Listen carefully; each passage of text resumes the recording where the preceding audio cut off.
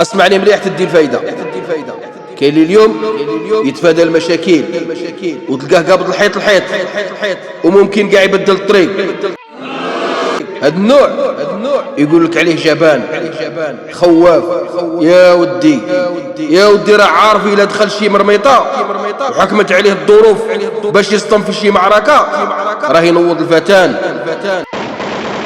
شفت علاش تلقاه يجانب؟ ونزيدك راه كاين اللي صاحبك وعشيرك توقع لك معاه غير شويه ديال الطشاش كي والو كاع. كيما قالوا خوتنا المصريين يعمل لك من الحبه قبه في الخف في البلاصه يقلب عليك ويوريك الوجه الحقيقي. هذا دليل انه كان داس وكان عامل ومقيح. الله ينجينا وينجيكم من هذا النوع. ونزيدك والتاليه نهار تكون فرح وناشط وسعيد ثم يبانوا العديان. دوك المكرهين ايوا ماشي من ولا ديروا صاحبك وتقول هذا بطل صديقي.